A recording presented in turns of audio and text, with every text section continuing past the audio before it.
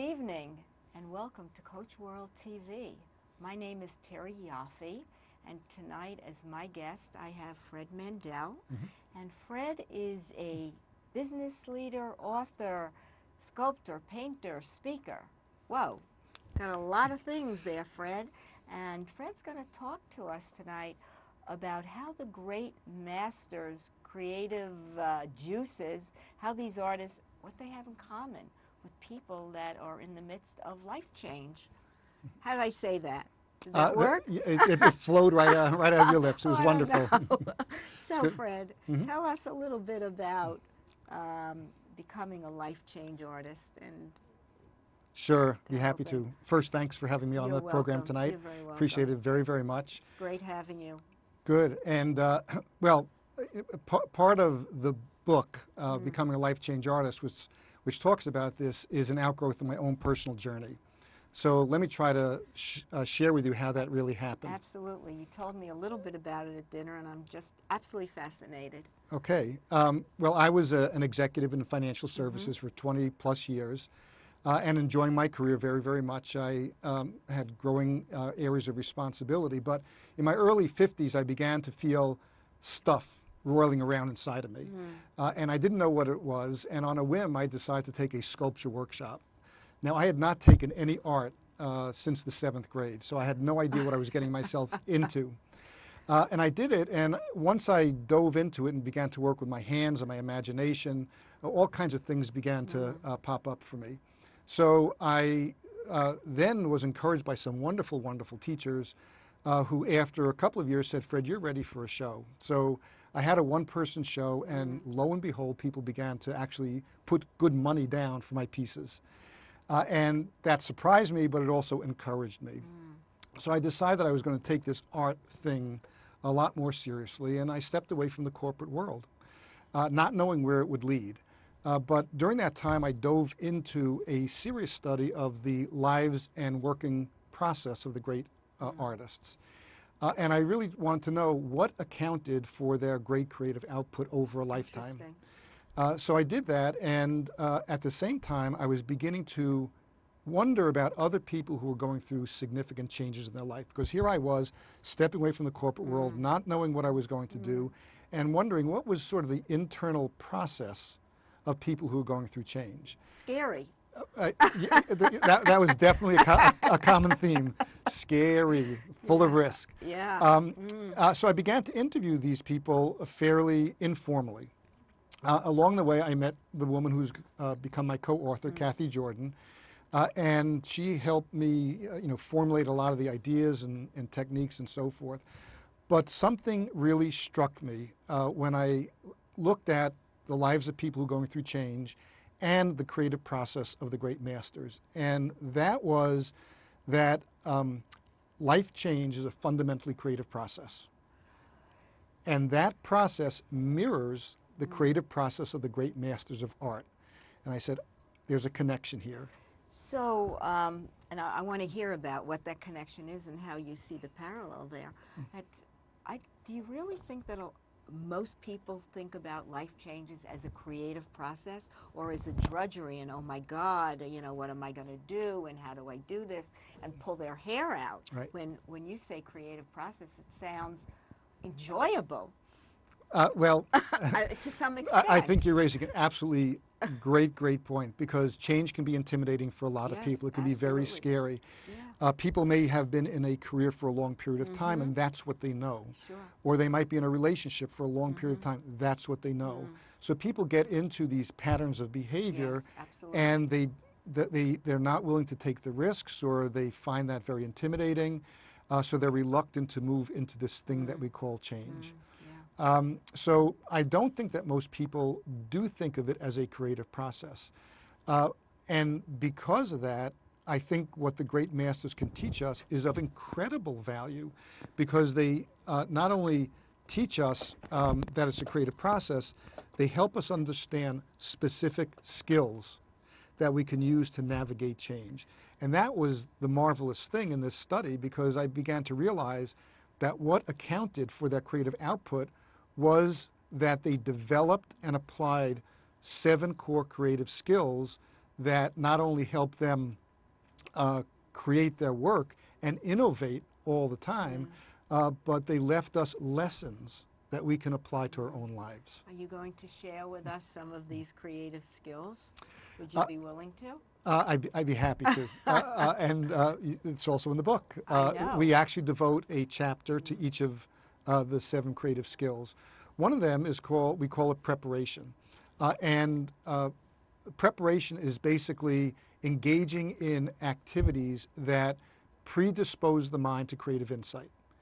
Now, this is built upon the most recent research on the connection between creativity, the brain, and life change.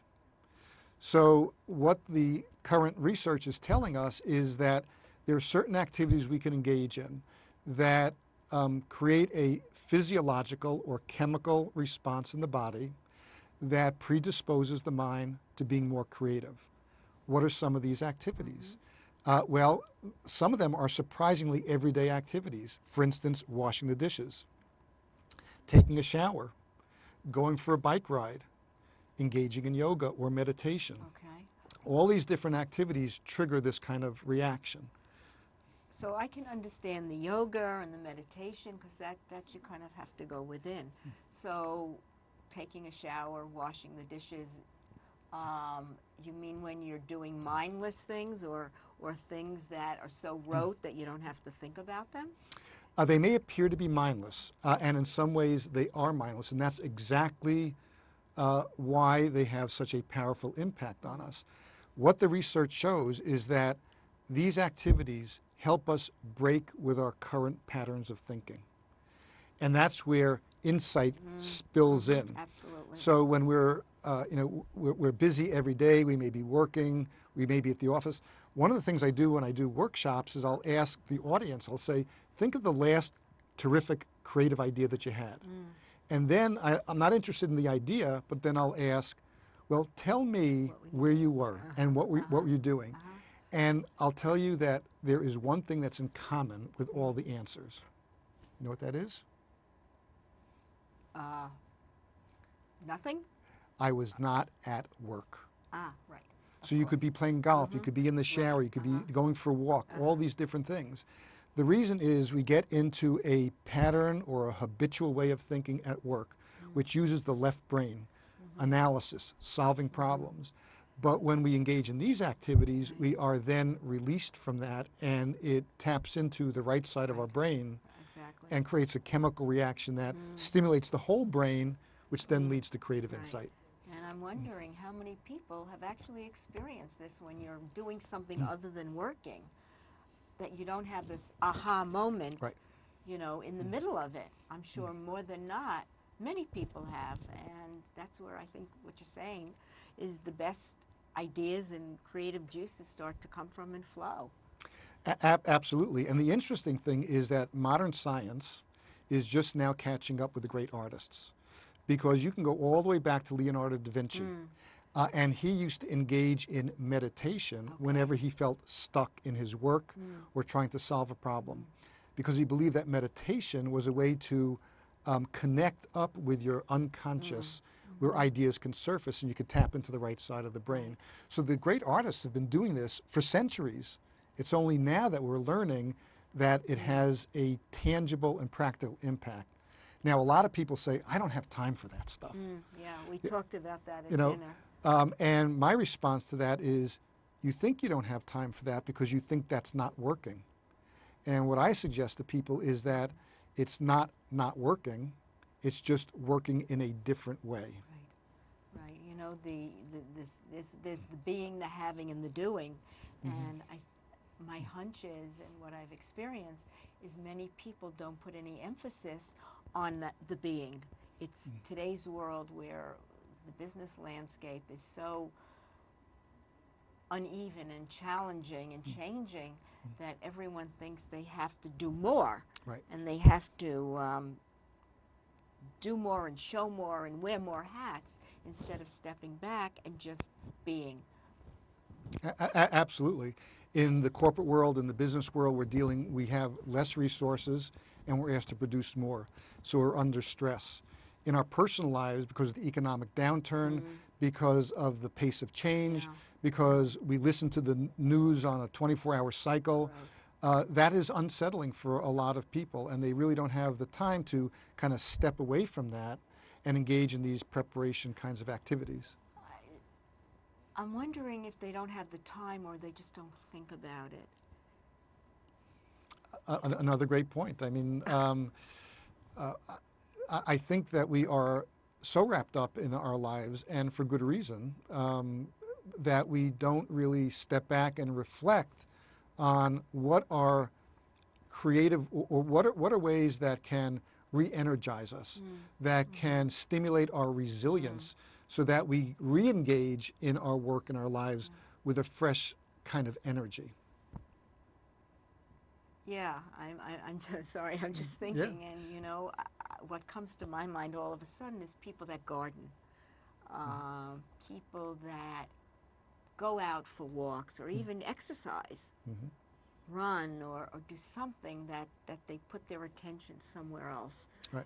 And the most amazing things can come up. And I just relate a story. It's not a wonderful story, but we had a friend recently that passed away, and my husband was out of town. He was in Florida, and he wasn't going to get to see our friend.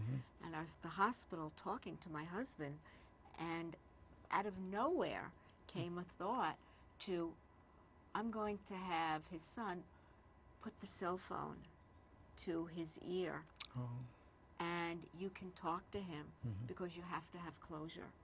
I have no clue where that concept came from. I wasn't, but something in me, he was going to miss the whole thing, and sure enough, that's exactly what happened. And even though our friend was coherent a little bit, they had a chance to have a conversation, and for my husband to tell him all he wanted to tell him, and vice versa.